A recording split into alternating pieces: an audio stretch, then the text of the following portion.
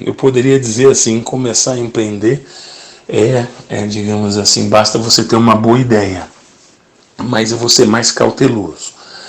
Eu diria que assim, começar a empreender tem tudo a ver, né, digamos assim, com a capacidade de desenvolvimento de uma determinada ideia, né? Ou seja, eu tenho uma super ideia. Olha, eu recebi um dinheiro de um fundo de garantia e tal, vou abrir uma padaria. O que você sabe fazer pão? Nada. O que você sabe da relação com os fornecedores da cadeia alimentar das padarias? Nada. O que é que você tem de experiência anterior com o comércio? Nada. Certamente você vai ter a clássica curva de nascer, crescer e morrer mais rápido do que o normal, que é o que acontece com a maior parte das empresas brasileiras, né? Então, às vezes, a gente vende uma ideia de que, não, eu ganhei um dinheiro, eu vou fazer doces, eu ganhei um dinheiro, eu vou... Olha, calma, cuidado. A primeira dica para a gente empreender é a gente desenvolver algum tipo de habilidade.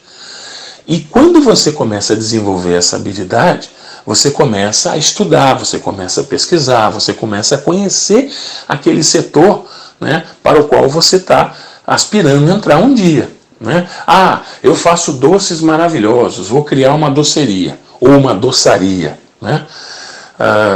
Pode ser que você quebre tendo, sabe, todas as qualidades ou as virtudes necessárias para fazer um bom doce, né? Você sabe, depois que você produziu aquele doce, qual é o preço que você vai vender? Um preço que seja do mesmo tamanho da concorrência, mas ao mesmo tempo um preço que remunere todo o custo de produção?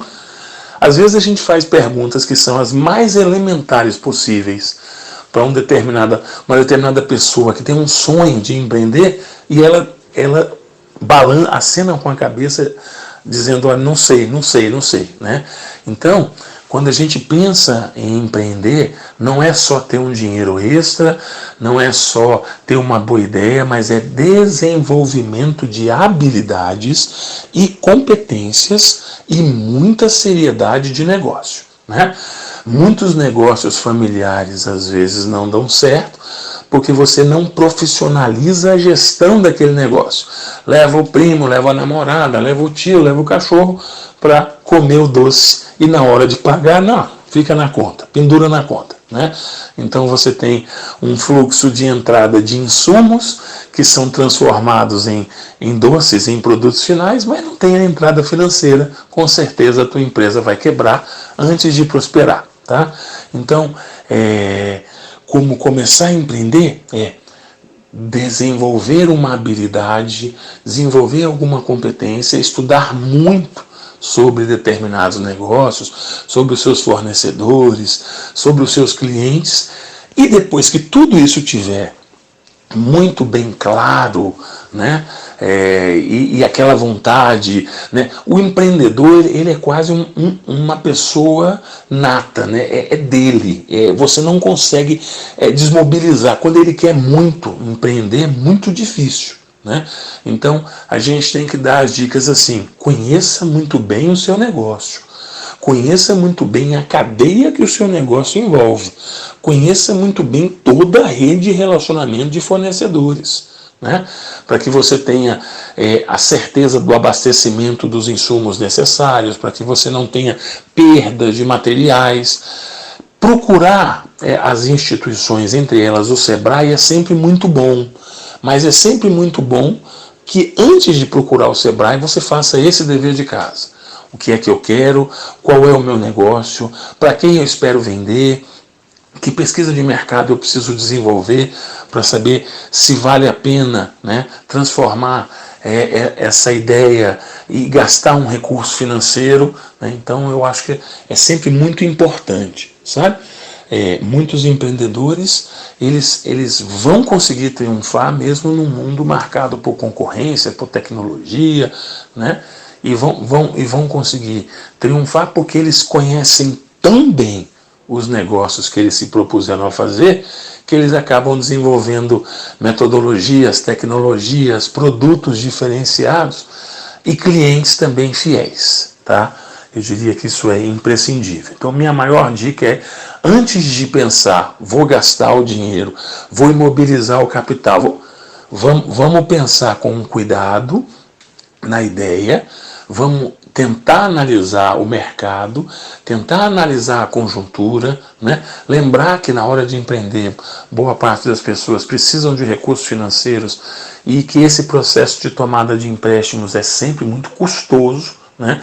Vai te envolver aquela ideia clássica de que você, nos primeiros 2, 3, 5 anos do empreendimento, vai estar só, né, recebendo um faturamento para pagar os custos, né? Então é imprescindível conhecer muito bem o negócio que você quer entrar. Os melhores investimentos em renda fixa e variável dependem muito do perfil de cada pessoa. Como é que é a sua relação com o risco? Você aceita ter risco alto e também uma remuneração alta?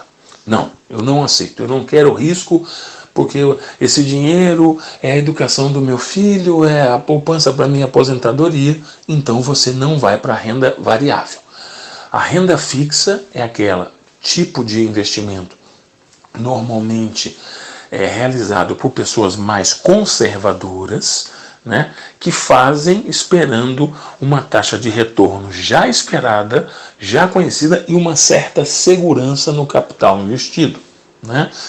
As taxas de remuneração da renda fixa estão subindo agora, porque a gente está vivendo um processo inflacionário muito alto no Brasil, né, que está fazendo com que a taxa Selic volte a aumentar.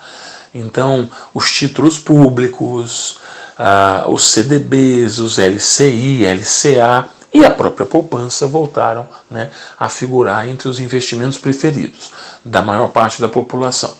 A poupança desses é a mais conservadora, aquela que paga menos.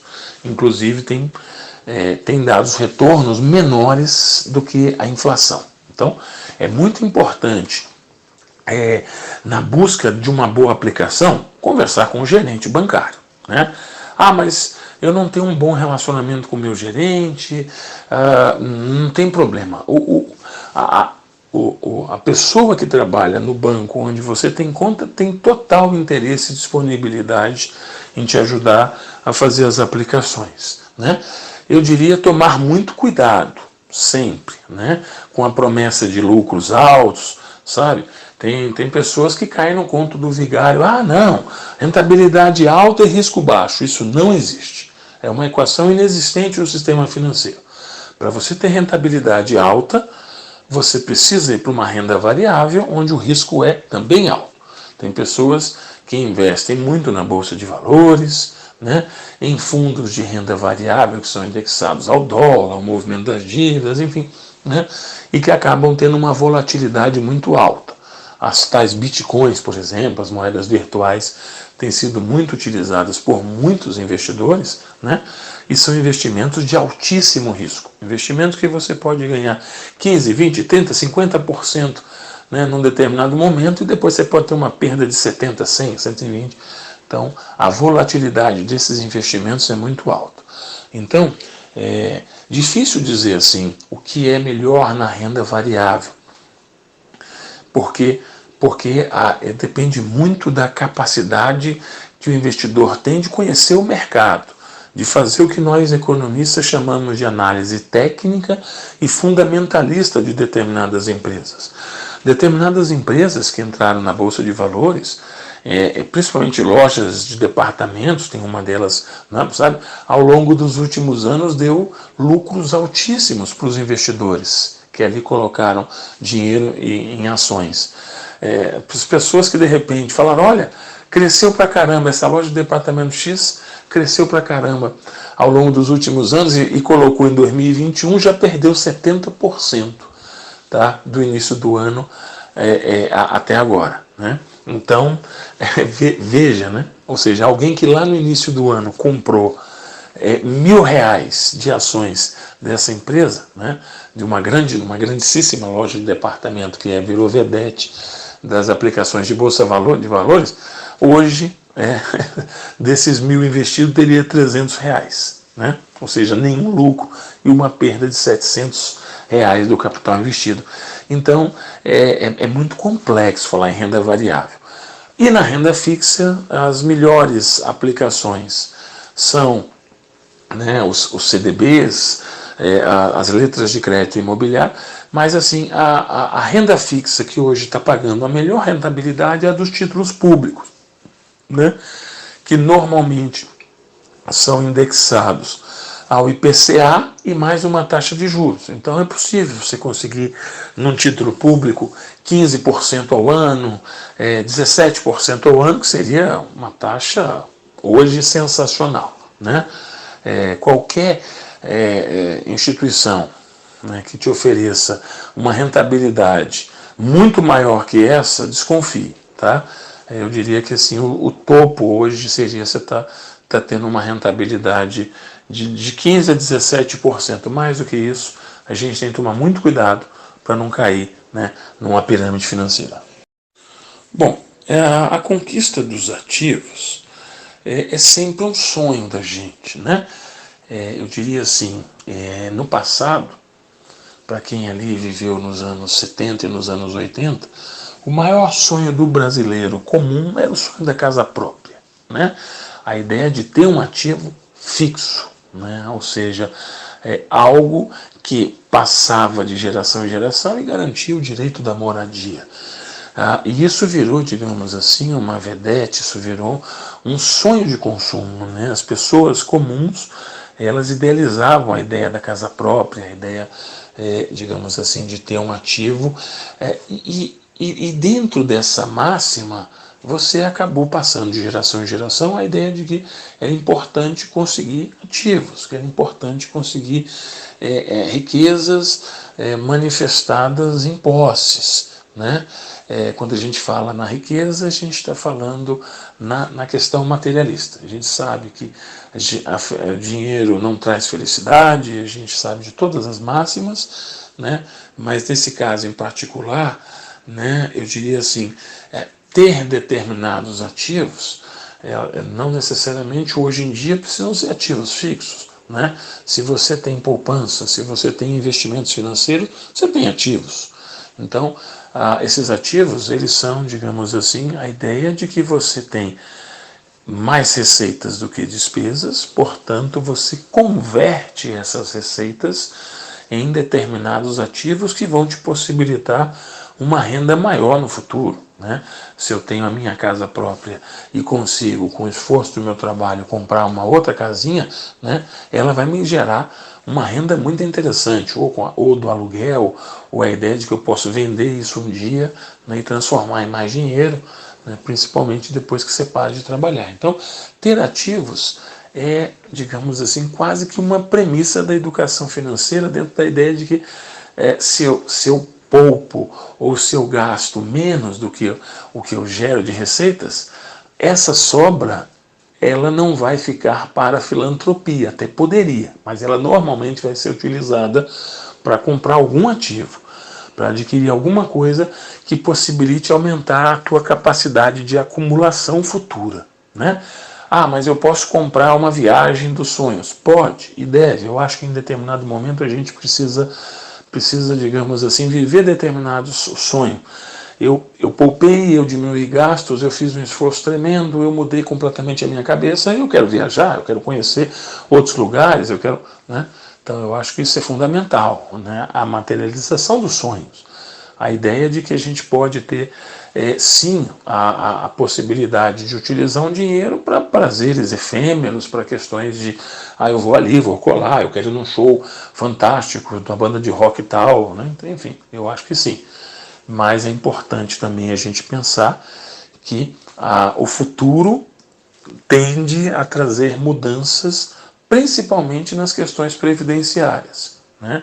Se uma coisa que a gente pode observar como certa no Brasil é que as reformas que são realizadas, governantes após governantes, normalmente penalizam o trabalhador, normalmente penaliza o ganho que ele teve depois de uma vida de trabalho. Então, se a gente já sabe disso hoje, e se você vai se aposentar daqui 20 ou 30 anos, o que deve passar na sua cabeça? Com certeza, quando eu for me aposentar, a regra da aposentadoria não vai ser como é hoje. Ela tende a ser mais perversa, ela tende a ser mais difícil.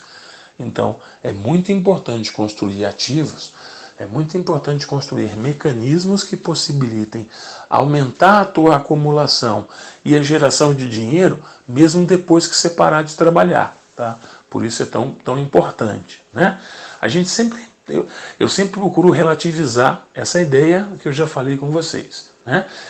Que a gente não é só feliz com o dinheiro, mas no mundo em que a gente vive, né, nessa ideia de capitalismo, de consumo, né, a gente não pode prescindir do dinheiro para fazer as coisas. E para que a gente possa fazer essas coisas ao longo da vida, né, quanto mais ativos, quanto mais riqueza, quanto mais a gente acumular, né, com uma boa educação financeira e com um bom planejamento dos gastos, mais a gente vai ter, digamos assim, uma tranquilidade, né, em todos os momentos da nossa vida. Já pensou? Você perdeu o emprego agora, mas você tem numa poupança, sei lá, 80, 100 mil reais que você guardou de uma educação financeira. Quantos anos você vai conseguir viver a mais sem o teu trabalho?